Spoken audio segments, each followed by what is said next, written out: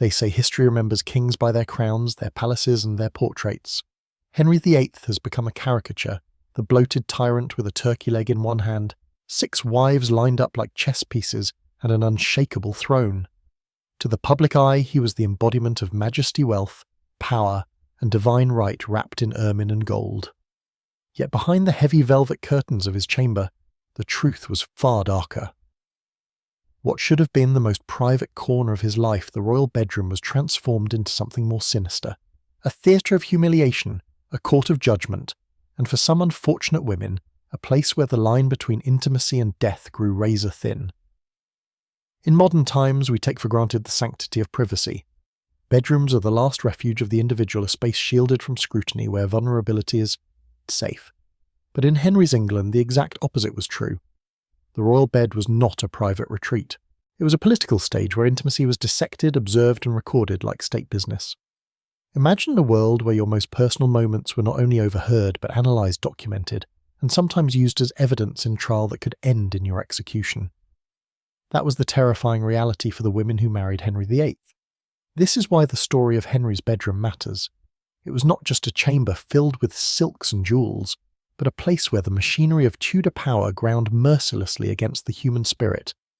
Marriage to the king was not an honour, it was a gamble for survival. The very bed that symbolised union could just as easily become an antechamber to the scaffold. Catherine of Aragon, Anne Boleyn, Jane Seymour, Anne of Cleves, Catherine Howard, Catherine Parr.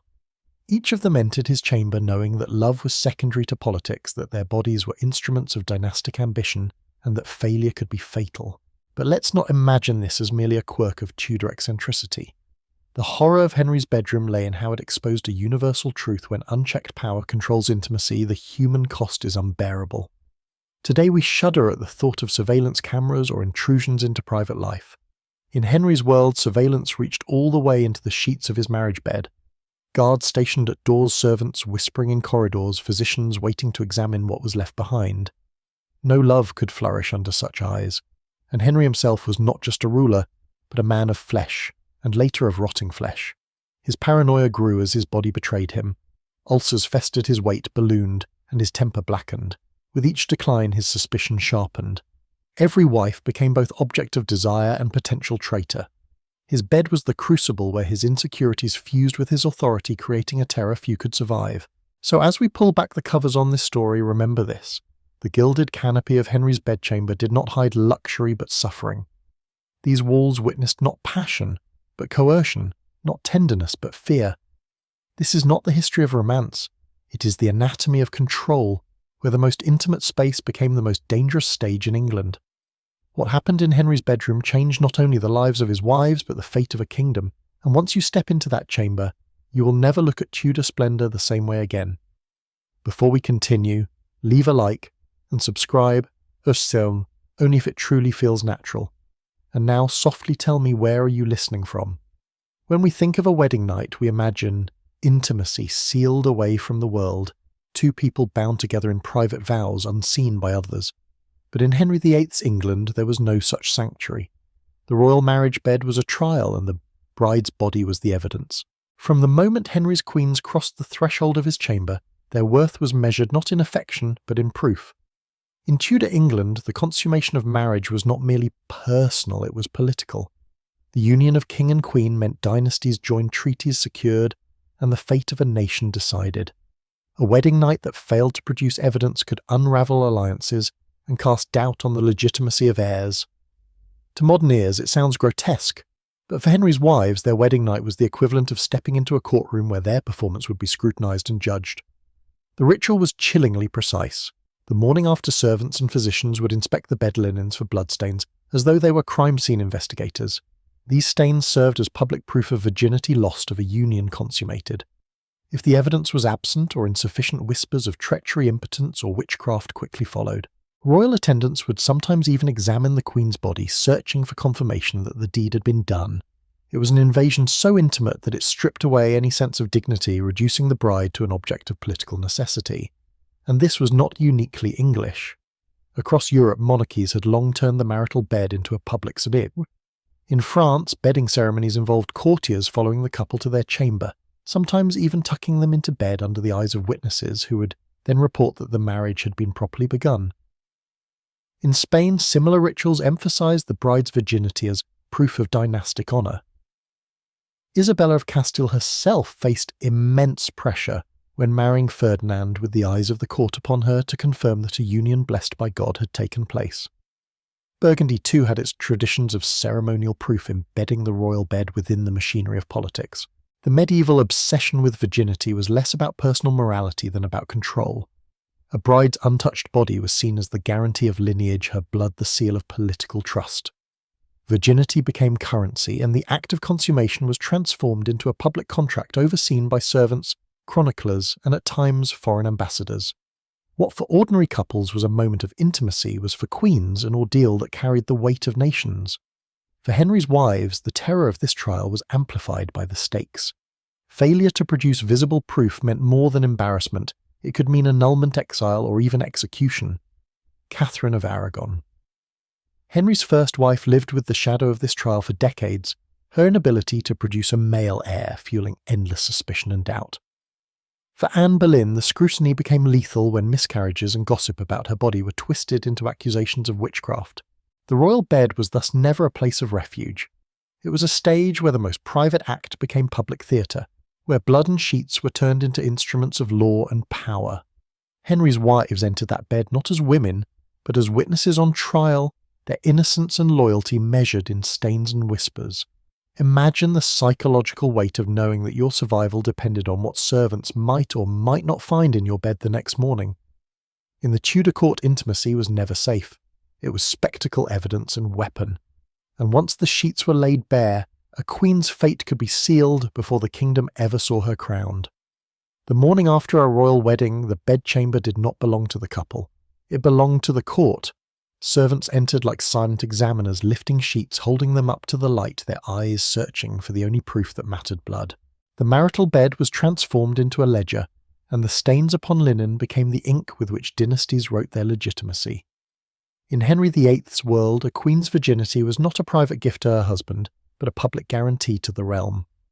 Without that crimson sign, suspicion rushed in like a flood. It was not only the sheets that told the tale. Undergarments were inspected, sometimes carried away by attendants who whispered their findings to higher officials. In cases of doubt, physicians might be summoned to examine the queen's body, probing for evidence of consummation or signs that she had been tampered with before her wedding night. What should have been the most intimate threshold of a woman's life was instead a medical inquest, her body turned into evidence for the crown. Nor was this practice confined to the Tudors. In France, the tradition of the bedding ceremony was a grotesque pageant in its own right. Courtiers followed the new couple into the chamber, watching as the bride was laid upon the bed and the groom tucked beside her. Witnesses sometimes remained until the curtains were drawn, charged with reporting that the holy union had truly begun. In Burgundy, ambassadors were sometimes invited to linger at the threshold ears, straining for signs that duty was being done. Spain too held fast to the obsession with proof in the marriage of Ferdinand of Aragon and Isabella of Castile. It was not enough that their vows were spoken. Their union needed to be confirmed by the physical act of consummation, with the court waiting to be reassured that the alliance had taken root. Such rituals reflected a wider medieval paranoia. Virginity was a political contract, and consummation was the stamp that validated it. A blood-stained sheet was not simply laundry, it was evidence of a queen's honour, a family's prestige, a treaty's integrity. Failure to produce it could unravel everything. For Henry's queens, the stakes were terrifying. A single night of silence, a sheet too clean, or a rumour that the king had faltered could doom them.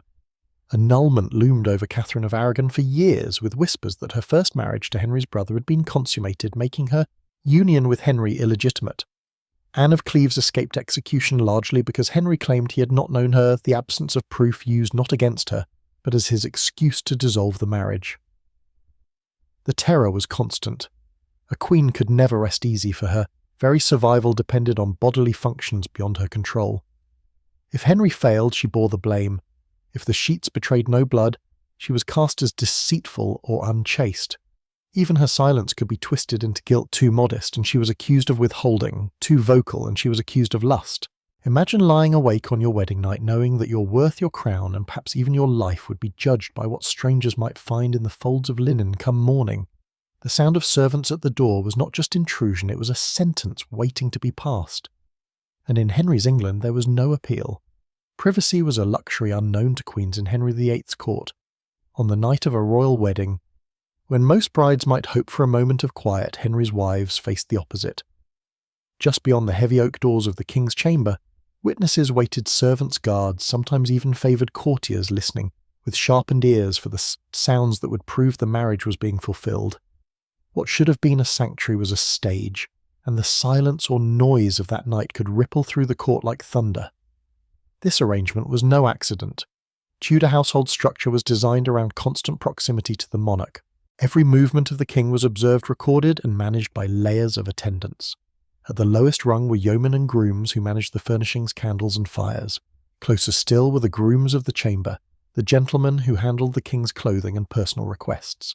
And above all stood the groom of the stool, a position both ridiculed and envied, whose duty included assisting the king with his most private bodily needs. In such a world, intimacy was never unobserved. Even when Henry lay in bed, his household revolved like a clockwork mechanism, always ticking, always watching. For queens, this created an atmosphere of suffocation.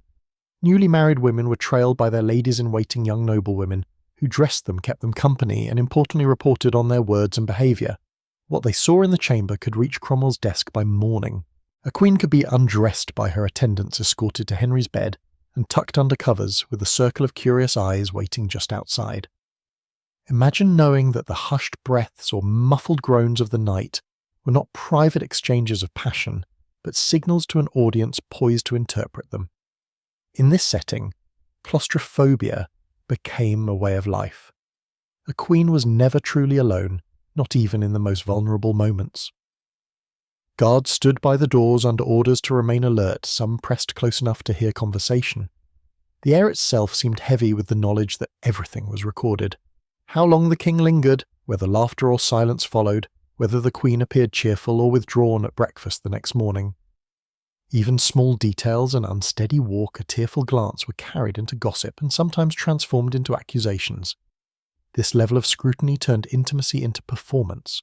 If the king groaned in pain from his ulcers, it might be noted. If the queen failed to feign delight, it might be whispered that she had refused him. In an environment where hesitation could be fatal, every wife of Henry VIII learned quickly that her body was not her own. It was evidence, her demeanour testimony, her very silence a statement that others would judge. To live in such a world was to suffocate under invisible chains. The canopy above the royal bed may have been embroidered with gold thread, but the queen beneath it lay in a prison, with her jailers waiting just outside the door. Catherine of Aragon entered Henry's court as a symbol of dynastic triumph. A Spanish princess daughter of Ferdinand and Isabella, she carried the prestige of two of Europe's most powerful monarchs.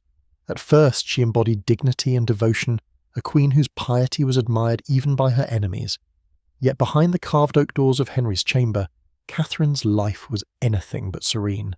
What history remembers as a marriage of political importance was for her a nightly trial of fear, expectation, and heartbreak. Her first great burden was to erase doubt about her virginity. Before Henry, she had been married to his elder brother Arthur, who died young. Whispers persisted that their union had been consummated. If that were true, her marriage to Henry might be judged invalid under church law.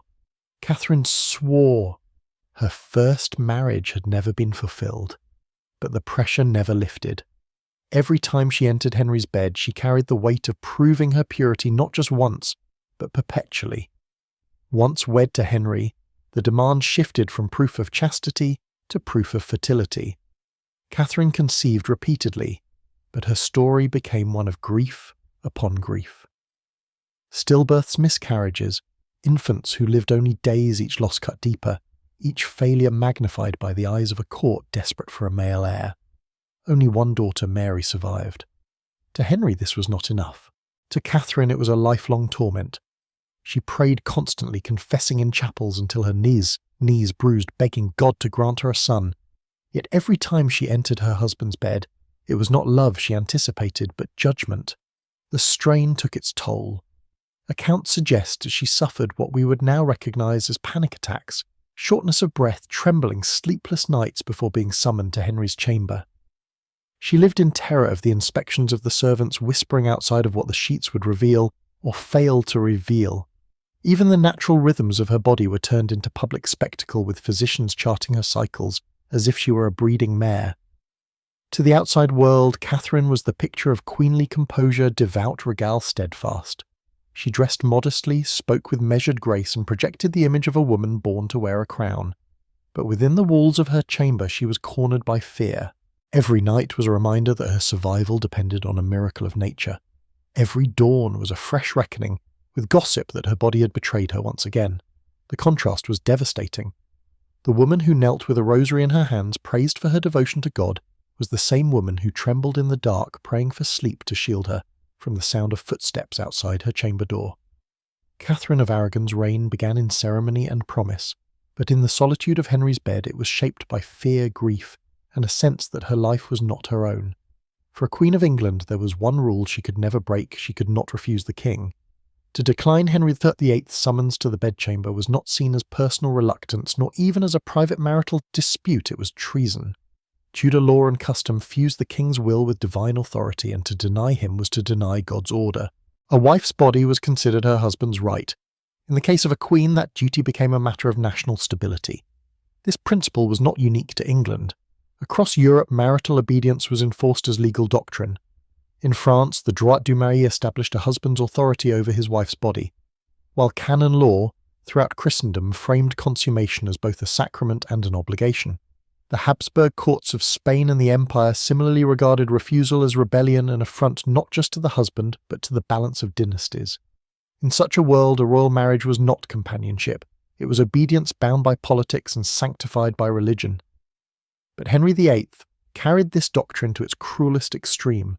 By his later years, his body was a battlefield of disease. He weighed well over 350 pounds, his legs riddled with ulcers that oozed pus, his breath so foul that courtiers recoiled. Physicians described his flesh as putrefied while still living.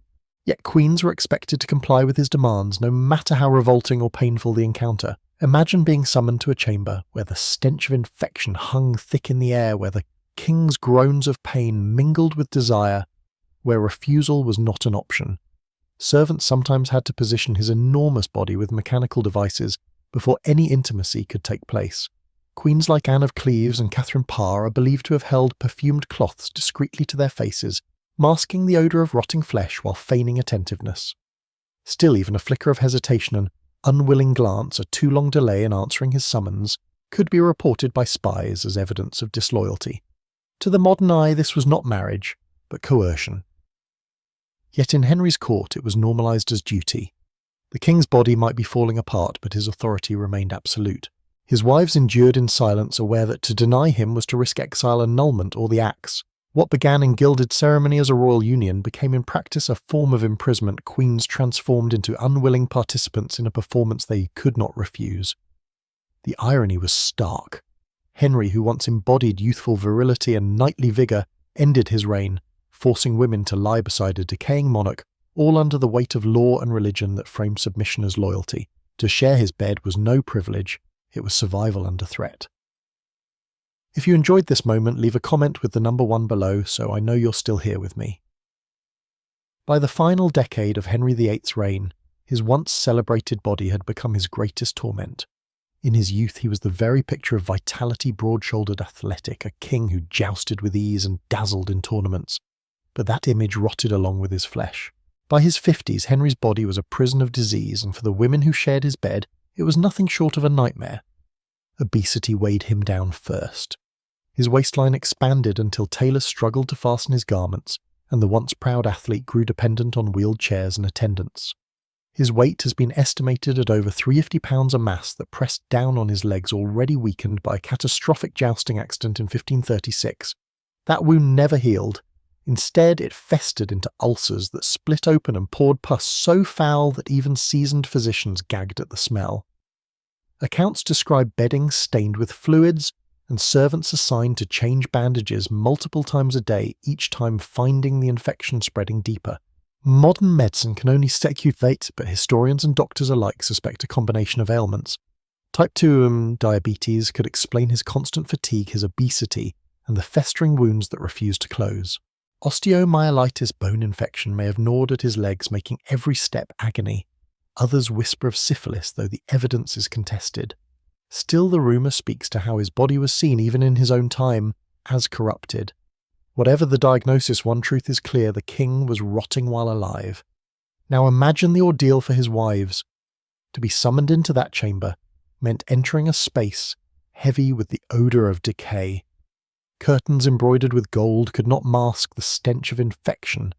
Perfumed herbs were burned in braziers, rosewater sprinkled on sheets, yet nothing could disguise the reek of flesh in putrefaction. Queens were expected to press themselves to a body riddled with sores, to endure the feel of diseased skin, to breathe air thick with sickness. Catherine Parr reportedly kept scented cloths near her face during these encounters, a fragile barrier between her and the king's dying body. Worse still, the pain made Henry unpredictable.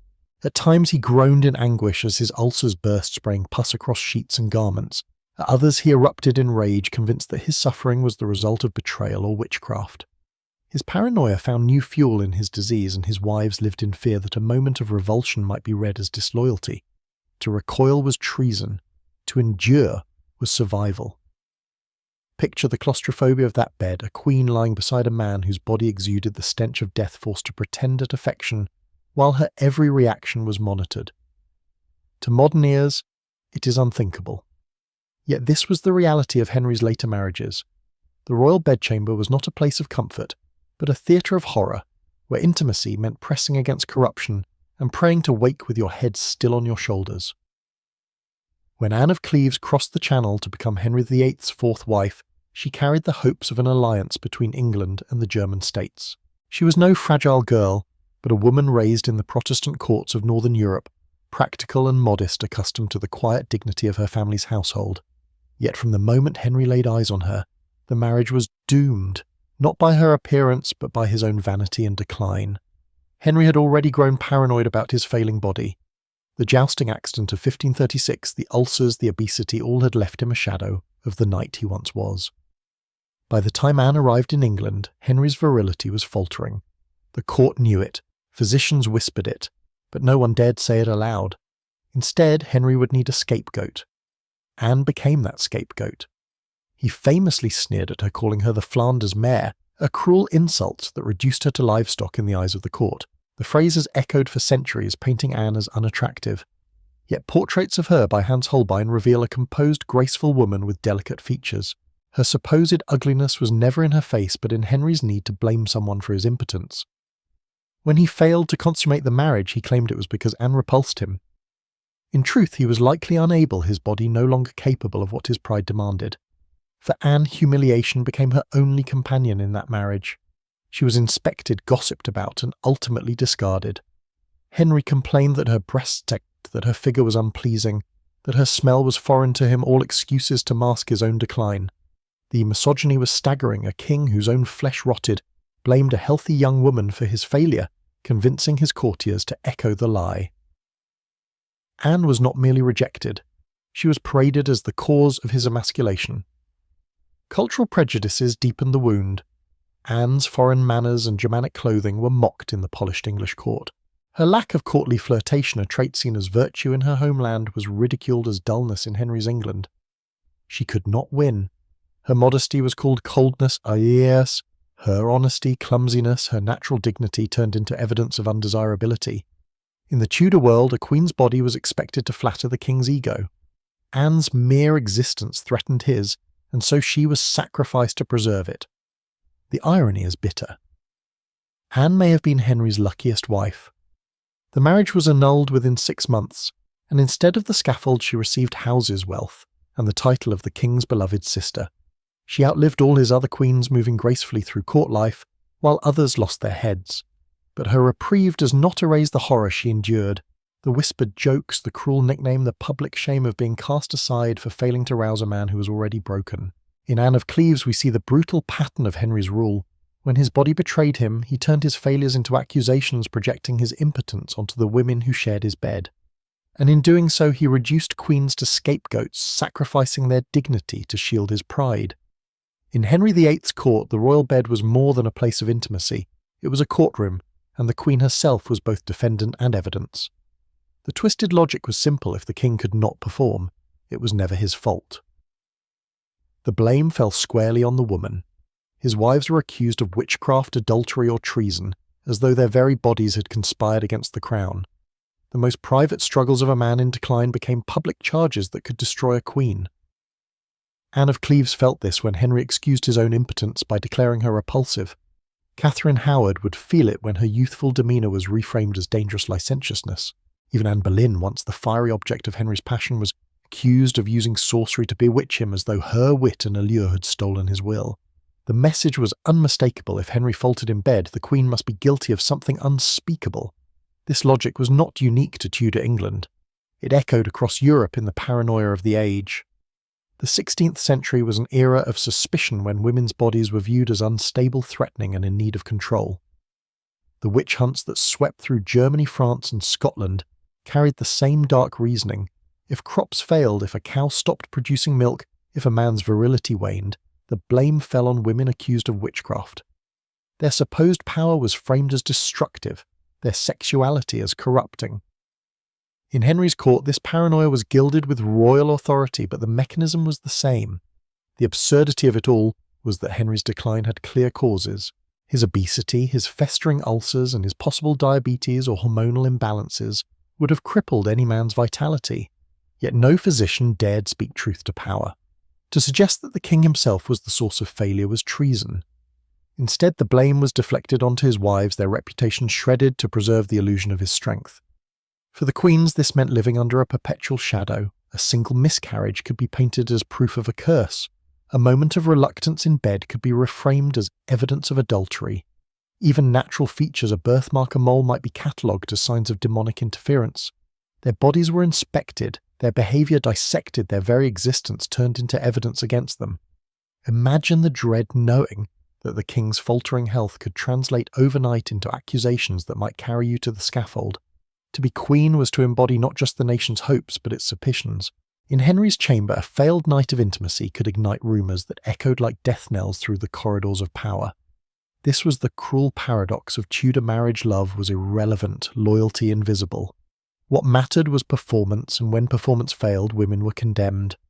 The royal bed did not prove union, it manufactured guilt. And in that sense, it was less a bed than a trap, a place where queens were ensnared by the very role meant to exalt them. In Henry VIII's court, the royal bedchamber was never truly sealed. Behind its gilded canopy and heavy drapes lay an invisible network of eyes and ears. Guards stood posted outside the doors, instructed not only to protect but to listen.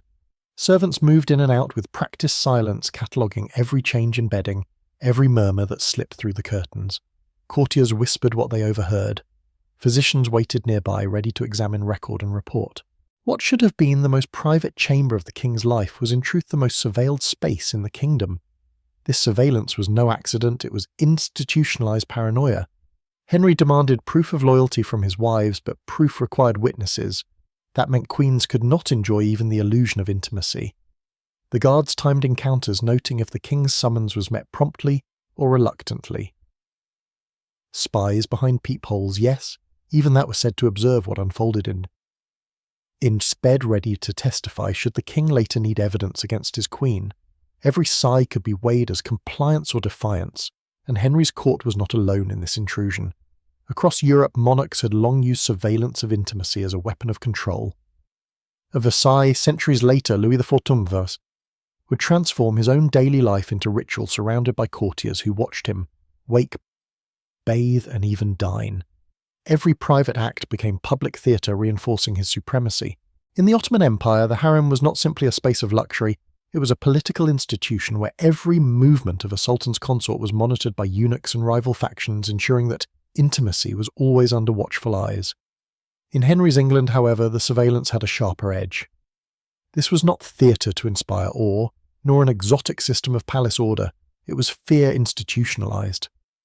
The king's insecurity demanded constant confirmation, and so his wives lived beneath a microscope. Servants inspected their behaviour, ladies in waiting carried reports of their words, and even physicians were co-opted into the role of informants. The royal bed was less a sanctuary than a courtroom, its curtains pulled back whenever suspicion required. For the queens, the psychological toll was suffocating. To know that guards listened for sounds at the door, that spies could be hidden within the walls that morning. Attendants would read the bedding like a diary. This was to live in perpetual dread. Privacy was not merely absent, it was forbidden. Intimacy was not an exchange between two people. It was a performance scrutinized by an audience that could turn applause into accusation at any moment. Henry VIII turned surveillance into an instrument of power, embedding it into the very heart of his marriages. The result was not love but terror, not trust but suspicion. His court became a place where intimacy was weaponized, where paranoia was a system, and where queens were condemned not only by their actions, but by what others claimed to have seen or heard. In Henry's bedroom, love could never survive, but betrayal could always be manufactured. Imagine stepping out of the king's bed at dawn, only to find physicians waiting in the corridor quills poised ready to inspect you as if you were a patient rather than a queen. This was the grim reality of Henry VIII's marriages. The bedchamber did not close with curtains. It opened into an interrogation chamber, where doctors and courtiers merged medicine with surveillance. Queens were examined after encounters, their bodies treated not with dignity, but as living case studies for the monarchy's fertility crisis. Tudor physicians held deep sway over royal policy, but their understanding of the human body was rooted in theories that now seem medieval. Chief among them was the belief in the four humours, blood phlegm, black bile and yellow bile. A healthy body, they argued, depended on balance. Illness, infertility, or even melancholy could be explained by excess or deficiency of one humour. For Henry's queens, this meant their diets, sleeping habits and even emotions were monitored. If a queen miscarried, she might be told her humours were overheated or corrupted. If she failed to conceive, her womb was accused of being too cold or dry. The marriage bed therefore became a kind of laboratory, where physicians tried to diagnose and correct what they believed were bodily imbalances. After encounters, they might study urine for signs of pregnancy, inspect sheets for evidence of semen and blood, or question servants about the queen's demeanour. Nothing was sacred, not even her dreams, which were sometimes interpreted as signs of conception or failure. Fertility was reduced to an equation, and the queen's role was to supply proof of its success. This scrutiny placed women in an impossible position. If Henry failed in bed, physicians dared not say it aloud. Instead, they examined the queen looking for some imagined defect, a crooked womb, an obstructed humour, a hidden curse. The blame was shifted onto her body, reinforcing the king's illusion of potency. Anne of Cleves was humiliated when Henry claimed he could not consummate their marriage because of her appearance, yet the physicians dutifully supported his story rather than acknowledge his impotence. For them, survival depended on affirming the king's version of events. It was not only humiliation but danger. The results of these examinations could be wielded as evidence in court. A queen's natural variation scars, birthmarks, or even menstrual irregularities could be interpreted as signs of witchcraft or betrayal. Anne Boleyn, for instance, was rumoured to have a sixth finger and other physical anomalies. These whispers, though exaggerated, were twisted into proof that she had bewitched the king. What began as medical observation became political weaponry. Thus the royal bedchamber stood at the crossroads of science and suspicion of medicine and manipulation. It was never simply a space of intimacy. It was a stage where physicians played inquisitors, their verdicts shaping the destiny of queens. Each night in Henry's bed became an experiment, and each morning a trial with the queen's body as both subject and evidence. To imagine such a life is to understand terror in its purest form. For Henry's wives, the marriage bed was not a refuge but a laboratory of control where every sigh was measured, every stain examined, every breath recorded. In a world where love should have been private medicine became surveillance, and intimacy was dissected under the guise of science. For Henry VIII's queen's pregnancy was not hope or joy, it was obligation. A queen's worth was measured by her womb, and her womb by its ability to produce a living son. Failure to conceive quickly or to carry a child to term was not treated as misfortune, but as betrayal. In the cold arithmetic of dynasty, a wife who could not bear heirs was replaceable or worse, disposable. The Tudor court wrapped this expectation in ritual and superstition. Physicians scrutinized urine samples daily, searching for a cloudy film that might hint at conception. Queens were urged to follow bizarre diets, eating certain meats thought to heat the womb, or avoiding foods believed to cool it. Catherine of Aragon was told to consume fertility herbs, some of which were poisonous in high doses. Others were prescribed ale mixed with ground antlers or special broths, thickened with spices meant to stimulate the blood. Dream interpretation too carried weight. A vision of fruit animals or rivers was seized upon as proof that pregnancy was imminent or cursed. Fertility was tracked with the precision of state business. Court physicians marked a queen's cycle on calendars, charted her appetite and reported to ministers. When conception did not occur, the queen's entire household was questioned. Was she too melancholy, too cold, too heated? Had she neglected her prescribed regimen, her most intimate experiences were reduced to public record, and every failure became a matter of gossip. This obsession was not confined to Henry's England. Across Europe, queens bore the crushing weight of dynastic expectation. Isabella of Castile endured repeated pregnancies, mainly ending in tragedy, while simultaneously leading armies and ruling a kingdom. She buried 5 of her children, but her ability to produce heirs cemented her political legacy. Marie de Medici, Queen of France in the 17th century, was prized not for her diplomacy or intellect, but for bearing 6 children in 7 years, her womb treated as a national treasure. In each case, the Queen's fertility determined the fate of crowns and empires. For Henry's wives, however, the stakes were sharper. His hunger for a son was an obsession that turned bedrooms into battlegrounds. Catherine of Aragon bore child after child only to watch them die in infancy, her sorrow twisted into evidence of failure. Anne Boleyn gave Henry a daughter, Elizabeth, but her miscarriages condemned her. Whispers of deformity and one lost fetus were used to accuse her of witchcraft. Jane Seymour alone succeeded giving birth to Edward VI, but she paid with her life, dying in childbirth only days after her triumph. To be queen in Henry's England was to live with the knowledge that your survival hinged on forces beyond your control. A swollen belly meant temporary safety, an empty cradle meant danger. And as physicians brewed potions, priests prayed for miracles, and servants scrutinized every sign of the body, the queen herself became little more than a vessel, a body turned into a battlefield for dynasty. Imagine lying awake each night knowing that the rise or fall of kingdoms depended on the mysteries of your womb, that your very heartbeat was measured in heirs. For Henry's queen's pregnancy was never about love or family. It was duty trial, and fate and failure meant ruin. Few sounds echo more painfully through history than the silence of Tudor nurseries. For Henry VIII's queens, that silence was not only grief, it was peril. Miscarriages and infant deaths were not seen as nature's cruelty, but as political failure, and each loss pushed a queen closer to ruin. What for most women was private sorrow became in the Tudor court public evidence against them. Catherine of Aragon's story captures this torment with almost unbearable clarity. Between 1509 and 1518 she endured at least 6 pregnancies. The first, a stillborn daughter, was followed by a brief hope, a son named Henry who lived only 7 weeks. Another son was born dead. Another daughter died within hours. Only one child, Mary, survived infancy. Each cradle that lay empty was not met with compassion, but with whispers. Had Catherine sinned? Had her earlier marriage to Arthur cursed her womb? Some courtiers even murmured that God had turned his back on her union with Henry. Instead of solace, Catherine faced inspection, her body, her habits, her very soul placed under scrutiny, as though she had failed in duty. Anne Boleyn was so pain. Henry's second wife faced the same relentless weight. Her first pregnancy brought Elizabeth a healthy daughter, but to Henry it was disappointment. Sons were the measure of security, and Elizabeth's birth was seen as only a partial victory. Anne's subsequent pregnancies ended in miscarriage, and one, according to hostile rumours, produced a malformed fetus. Opponents seized upon this as proof of witchcraft, declaring that Anne's body was monstrous because her soul was corrupted. It did not matter that miscarriages were common in the 16th century, when medical knowledge was crude and conditions harsh. In Henry's world, the Queen's failure to produce a living boy was treated as betrayal, as if she had conspired against the crown itself. The psychological toll was devastating. Imagine carrying the weight of a kingdom in your womb, knowing that every cramp, every lost child could unravel your marriage and invite the scaffold. Catherine's prayers grew desperate, her faith tested by sorrow.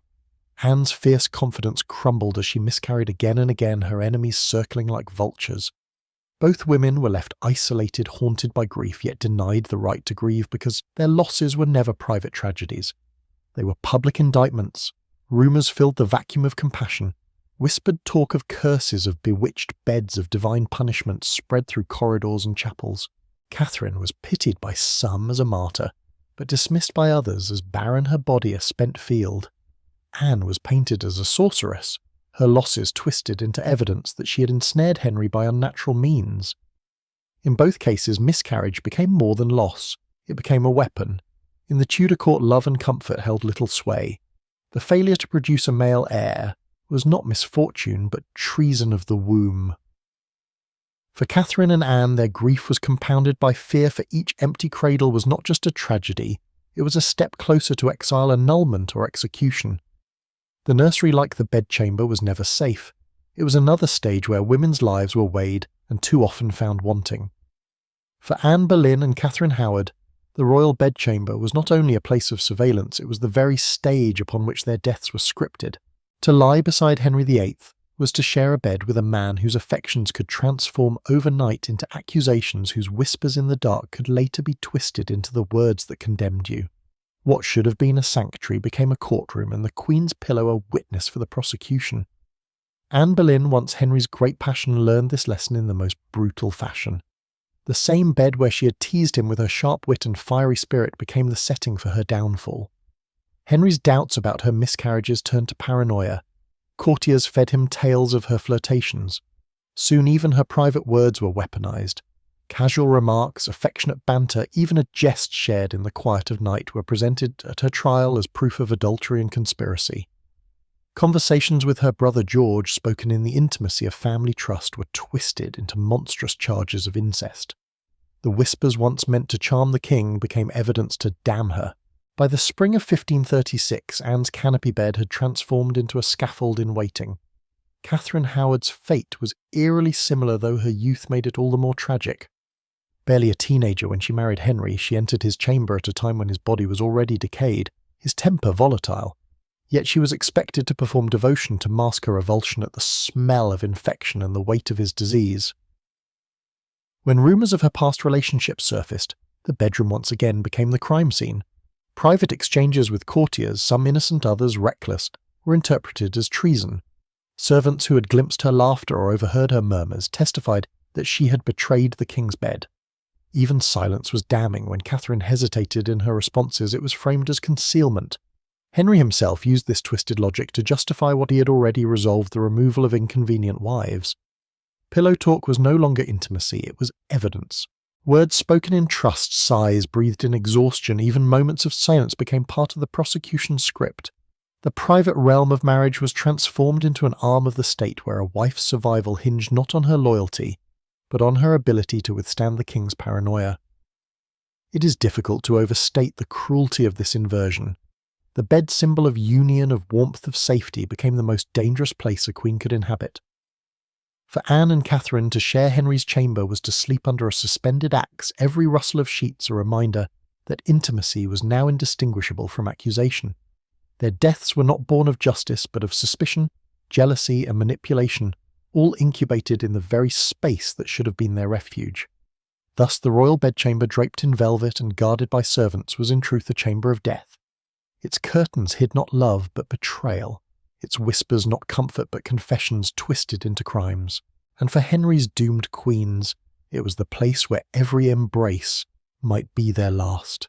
Catherine Howard was scarcely more than a child when she was pushed into the role of queen.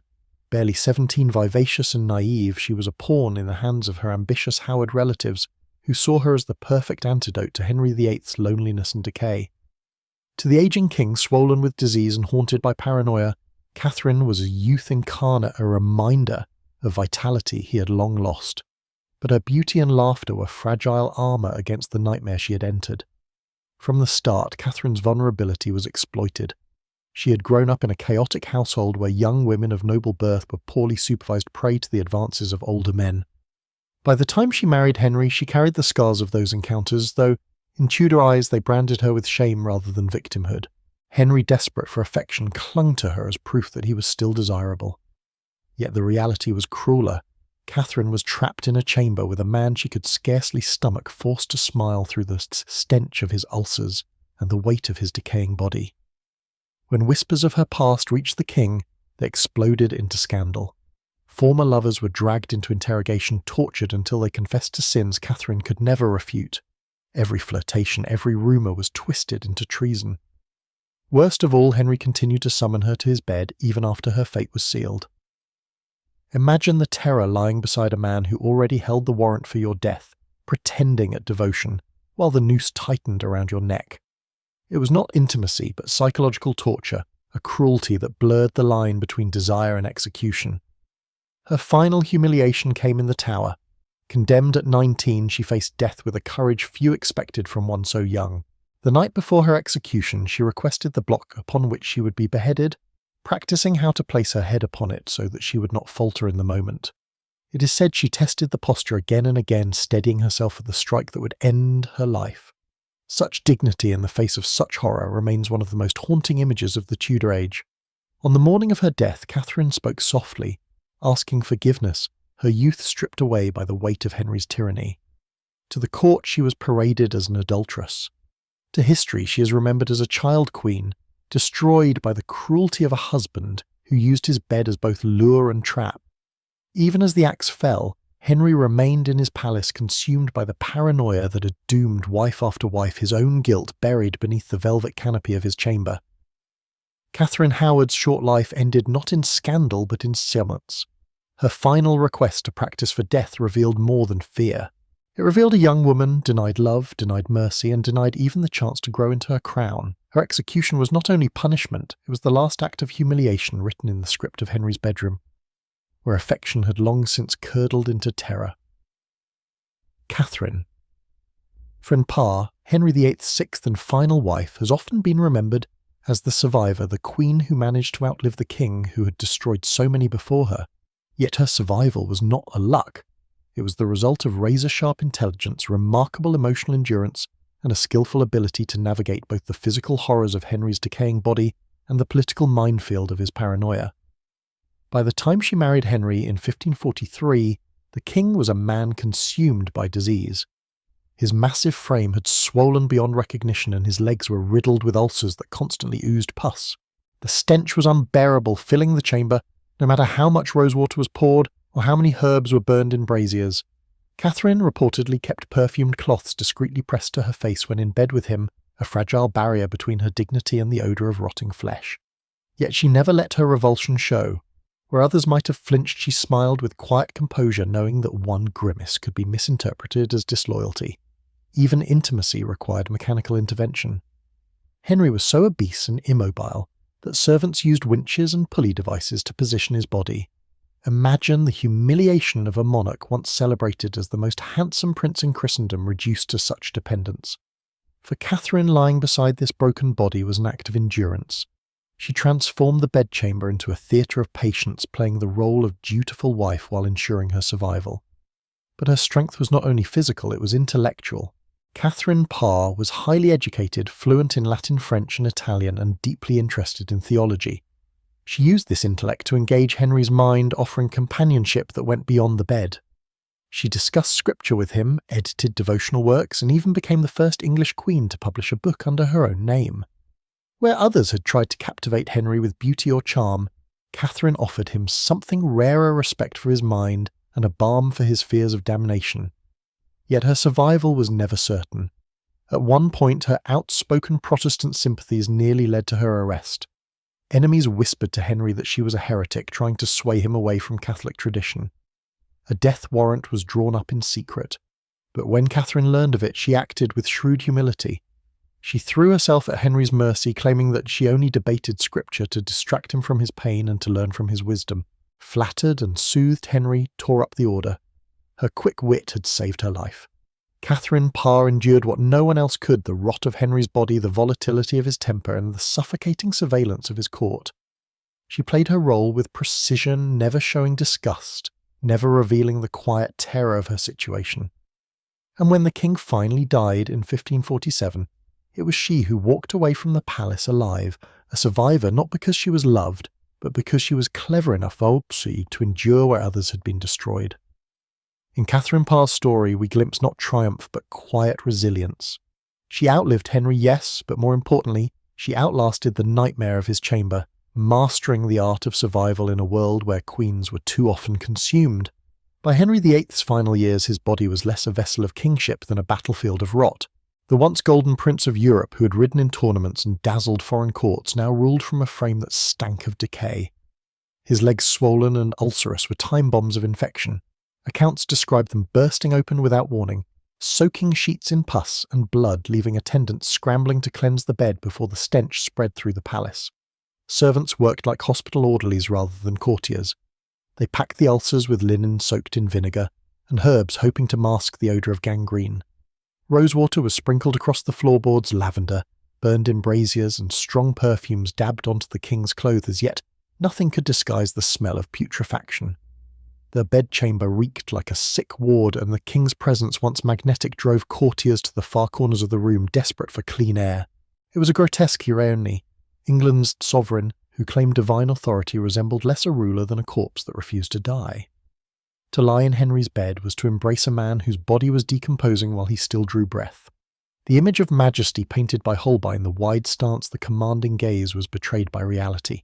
Behind the portraits, the king's body collapsed inward, riddled with infection, eaten alive by disease. The comparison to plague hospitals of the era is unavoidable. In Tudor London, the smell of death clung to the wards where victims of sweating sickness or the plague were quarantined. Physicians and nurses entered with cloths pressed to their noses, hoping to fend off the corruption in the air. Henry's chamber was little different. Courtiers and physicians carried herbs in pomanders, holding them discreetly beneath their noses as they approached the bed. His wives, forced to endure the closest proximity, masked their revulsion with perfumed cloths, all the while praying not to gag in his presence.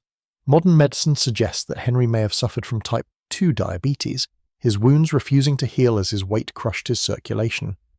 Osteomyelitis, a deep infection of the bone, may have gnawed at his legs. Some argue for Cushing's syndrome, others for chronic heart disease. Whatever the cause, the outcome was unmistakable. The king's body was collapsing, his flesh liquefying, while his mind grew sharper in cruelty. Pain fed paranoia, and paranoia fed tyranny. And still England bowed before him. The irony was almost Shakespearean, a rotting monarch worshipped as God's anointed, ruling through the stench of death. His body was a decaying reliquary, his crown perched upon a skull that had not yet been buried. For his queens, his chamber was a morgue masquerading as a throne room. The spectacle of Henry VIII in his final years reminds us of the fragility of power. Beneath the velvet, beneath the jewels, beneath the pomp was a man already dissolving into dust, yet even in that state his bid meant life or death. England was ruled by a corpse that could still command obedience, a king who carried his kingdom down into the grave with him. In Henry VIII's court, truth was fragile, but rumour was lethal. A queen's crown was not secured by jewels or ceremony, it balanced on whispers, the fragile currency of Tudor power. Gossip alone could unravel reputations, ignite trials, and summon the executioner. In such a world, words murmured in a corridor could weigh as heavily as sworn testimony, and even silence could be twisted into guilt. Anne Boleyn's fall is perhaps the most chilling example. Once Henry's obsession, she became the victim of court whispers that painted her as unfaithful. The rumours began innocently enough, claims of flirtations, jokes shared with the courtiers, glances that lingered too long. But in a court already primed to resent her sharp tongue and bold presence, the gossip grew darker. Soon musicians were dragged to the Tower and tortured until they confessed to bedding the Queen. Servants pressed by interrogators remembered words they had never heard. Even Anne's own brother George was accused of incest, with her a charge so grotesque it revealed not truth but the desperation to legitimise her destruction. The machinery of rumour was ruthless. Gossip provided the seed and torture supplied the harvest. Those who had once sung at Anne's command or carried her messages found themselves broken on the rack, their fabricated confessions turned into evidence. The Queen's light-hearted wit, the very quality that had once entranced Henry, was twisted into proof of licentiousness. Words spoken in jest became conspiracies, smiles became betrayals. By May 1536, the court's whispers had hardened into charges of adultery and treason, and Anne walked to the scaffold on Tower Green, condemned not by undeniable fact, but by the weight of rumour given the force of law. This obsession with reputation was not unique to Anne. Tudor England was a culture where honour was as fragile as glass. Women in particular lived under relentless scrutiny. A laugh too loud, a dress too daring. A friendship with the wrong courtier, all could ignite suspicion. Reputation was not a shield but a snare, and once caught in it, a woman had little chance of escape. Even queens crowned and anointed were not safe from the corrosive power of rumour. The cultural backdrop made this danger even sharper. The 16th century was an age obsessed with female chastity, where a woman's value was tied to her perceived virtue. Gossip about a queen's body or behaviour was not idle chatter, it was political dynamite. In a patriarchal world where men defined women's worth by obedience and fertility, a rumour about disobedience or adultery struck at the very foundation of monarchy. For Henry's queens, this meant living in a permanent state of dread. They knew that their survival depended not only on loyalty and fertility, but also on reputation, a thing too fragile to defend. One misplaced smile, one overheard word, and the machinery of suspicion could grind into motion. The irony was cruel. They were expected to shine at court to charm and entertain, yet every gesture risked misinterpretation. In such a climate, queens walked a knife's edge, performing devotion under the watchful gaze of courtiers who might tomorrow become their accusers. For Anne Boleyn, gossip sealed her fate. For Catherine Howard, whispers of her past doomed her. Even Catherine Parr lived in fear, knowing her outspoken piety might one day be twisted into evidence of heresy. In Henry's England, rumour was not harmless. It was a blade sharpened by envy, wielded by rivals, and sanctioned by a king who preferred suspicion to truth.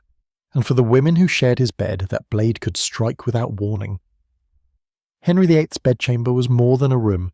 It was the nerve centre of a vast network of surveillance.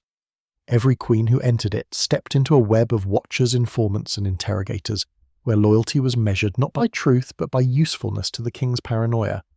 The household that dressed a queen, dined with her, and prayed beside her was also the very household that could destroy her. At the heart of this system were the ladies-in-waiting. Chosen from noble families, they were meant to provide companionship and assistance, dressing the queen, sharing her secrets, standing close during the long rituals of court, yet their intimacy made them ideal informants. A whispered confession, a sigh of discontent, a casual mention of a man's name could be carried directly to Cromwell or other ministers. When Anne Boleyn fell, it was her own ladies who testified against her. Their words pulled apart in interrogations until fragments became damning evidence. Servants, too, were drawn into the machinery. Those who cleaned the queen's chambers, folded her linens, or prepared her meals were routinely interrogated. Did they notice strange behaviour? Did they hear unusual noises? Did they see letters passed or stolen glances exchanged? Under Cromwell's hand, even the most mundane observation could be inflated into proof of treason. Torture chambers did the rest. A musician who had played for Anne Boleyn was racked until he confessed to affairs that never happened. Servants were threatened, broken, or bribed, their words twisted into a narrative already scripted by the Crown. The Star Chamber and other royal courts served as the theatre where this information was displayed. Officially, they were instruments of justice. In practice, they were stages where rumour, confession under duress, and selective testimony were performed as fact. Queens found themselves condemned not by undeniable evidence, but by the carefully curated voices of those who had once been closest to them. In this way, the king's private world, his bed, his meals, his whispered conversations was turned into a public archive of suspicion cell, weaponized against the women meant to share his throne. What made the system most terrifying was its invisibility. A queen never knew which of her companions might be reporting on her. Every laugh, every letter, every glance became a potential liability. To resist was impossible. To trust dangerous. It was a form of psychological warfare that eroded even the smallest sense of safety. In many ways, Henry's court foreshadowed the surveillance states of later centuries. The royal bedchamber functioned like a node of intelligence gathering, where intimacy was not shielded from the state but subsumed by it. Cromwell's investigations blurred the lines between household and prison, between family and enemy. A queen who lay down to sleep was never truly alone. The walls themselves seemed to listen, and the eyes of her companions could at any moment become the instruments of her ruin. Thus the royal bedchamber, draped in velvet gilded with gold, was less a sanctuary than a spy's nest. Behind every curtain stood an informant, and beneath every whispered word lay the risk of betrayal. The very place where love should have been nurtured became instead the most dangerous space in England, the surveillance hub of a paranoid king. Catherine Howard's downfall revealed just how dangerous gossip could be in Henry VIII's court. Long before she was queen, Catherine had lived in the household of her step-grandmother, the Dowager Duchess of Norfolk, where supervision was lax and predatory men circled like hawks.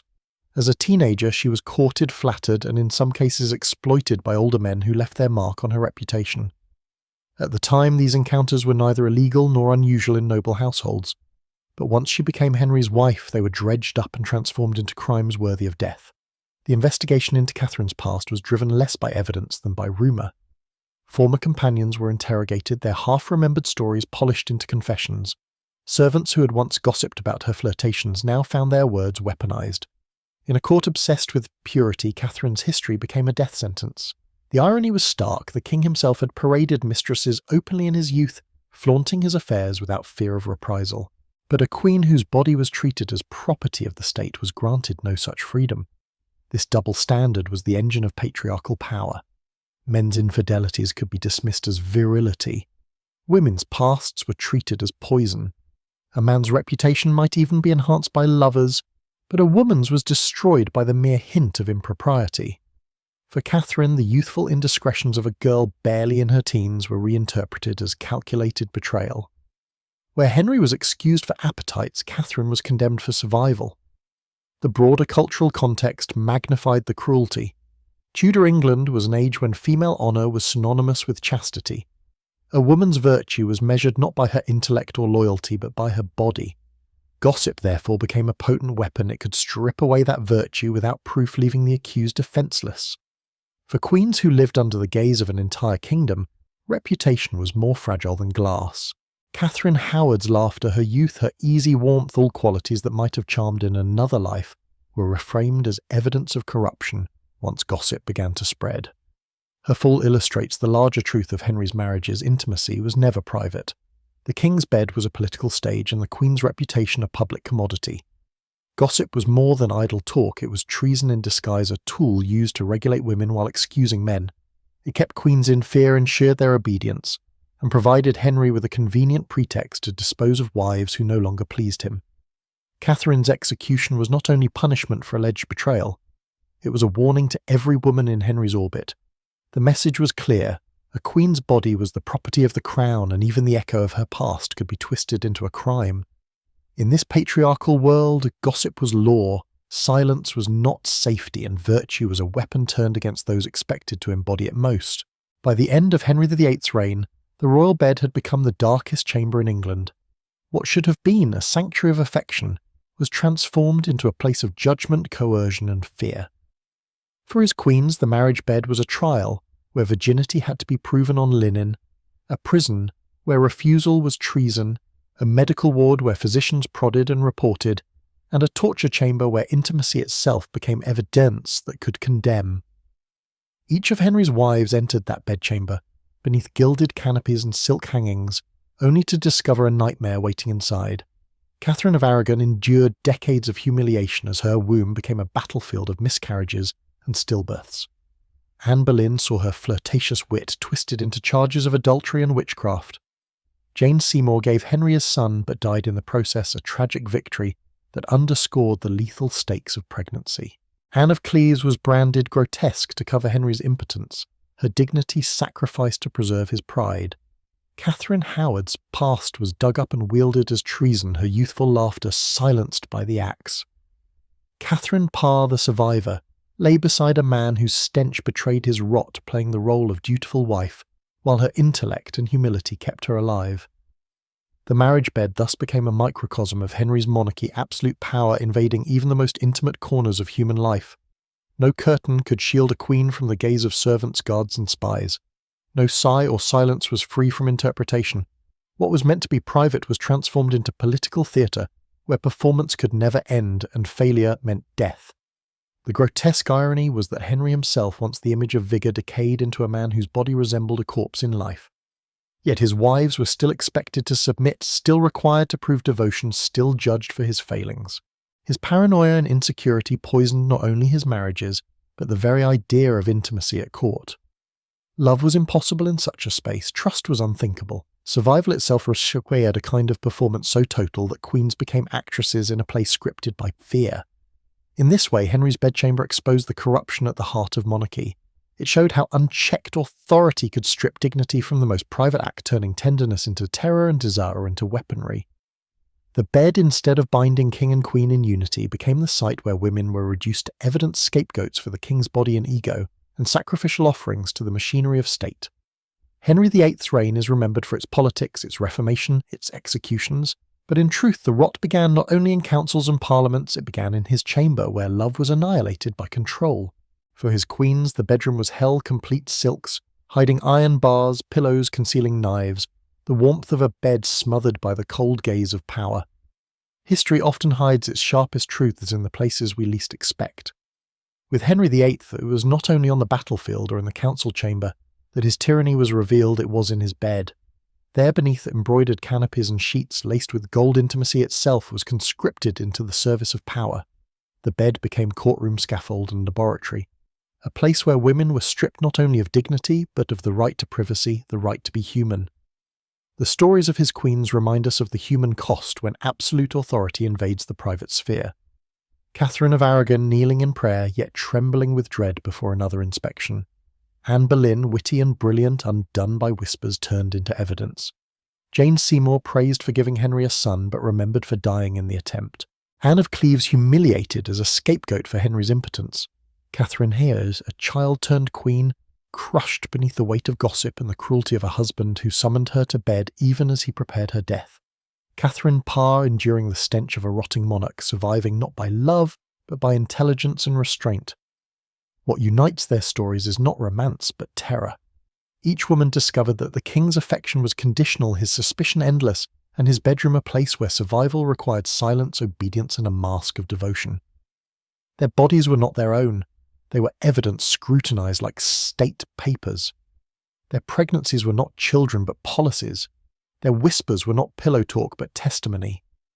The lesson stretches far beyond Tudor England.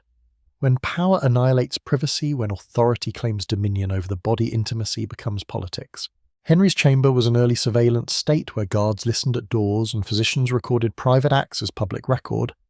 It foreshadows our own anxieties about control, how easily technology, rumour or authority can strip away the last refuge of self. The danger is not only historical, it is perennial. We are reminded that unchecked power corrupts not only governments, but human relationships. It turns love into performance, family into theatre, and trust into fear. Henry's queens endured unimaginable torment in a space meant for tenderness, their most private selves twisted into weapons that would eventually destroy them. So let us remember their suffering not as lurid scandal, but as warning. Behind the grandeur of palaces and portraits, behind the gilded canopies and velvet hangings lay women who lived and died in terror, queens, whose only crime was to share a bed with a king who believed that privacy was weakness and that power must reach even into the sheets. That bed meant for love became their hell, and in its shadows we see still the haunting truth: when intimacy is consumed by power, it is not only queens who perish, it is the very dignity of being human. The story of Henry VIII's bedchamber is not just a grim chapter in Tudor history, it is a mirror reflecting timeless truths about power control and the fragile sanctity of privacy. Behind the velvet curtains and gilded ceilings of his bedroom, intimacy became politics. Affection became surveillance, and love was crushed beneath the weight of suspicion. For his queens, the bed was not a refuge, but a courtroom, a prison, and too often a death sentence. And in their suffering lies a warning that still resonates today. At its core, this history teaches us about the dangers of unchecked power. Henry VIII ruled not only his kingdom, but the private lives of those closest to him. His insecurities and paranoia dictated the fates of queens who were reduced to evidence, scrutinized, humiliated, and condemned for things beyond their control. When authority extends into the most personal spaces of life, dignity is destroyed. The lesson is clear. Any system that erases privacy and turns the human body into an object of control is a system destined to inflict cruelty. It also reminds us of the destructive force of fear and rumour. Anne Boleyn was executed not on clear evidence, but on whispers twisted into treason. Catherine Howard's youthful indiscretions were weaponized against her, in a court that granted men freedom while demanding perfection from women. Even Catherine of Aragon, the devout first wife, was tormented by the silence of miscarriages interpreted as betrayal. Their lives show how gossip, when given the weight of law, becomes a tool of oppression. For us today, it is a reminder to question hearsay, to resist judging others by rumour, and to defend truth even when it is uncomfortable. Perhaps the most haunting lesson is the way intimacy itself can be corrupted when trust is replaced by surveillance. Henry's guards stood outside the chamber doors, his servants examined sheets, his physicians treated pregnancy like a state document. The queens lived with the terror of being watched, judged, and punished for the most personal aspects of their lives. In our modern age, where technology allows unprecedented intrusion into private spaces, their story reminds us of the importance of boundaries. Without them, love withers, freedom crumbles, and humanity is reduced to performance. Yet even in this darkness, there is something to honour the resilience of these women. Catherine Parr's intellect and humility allowed her to survive. Catherine of Aragon's faith endured despite decades of humiliation. Anne Boleyn's courage at the scaffold turned her into a symbol of defiance. They remind us that even when stripped of dignity by others, The quiet strength of the human spirit can leave a legacy that outlasts fear. So what do we take from Henry's haunted chamber? That power without limits always corrodes, that rumour can be as lethal as a blade, that privacy is not luxury but necessity for dignity, and that endurance, even in the face of cruelty, has the power to speak across centuries. The queens of Henry VIII may have lived in terror, but their suffering leaves us with a timeless charge: protect love from control, guard privacy as sacred, and never allow fear to dictate the measure of a human life. Thank you so much for keeping me company tonight. Don't forget to subscribe so we can share many more stories together.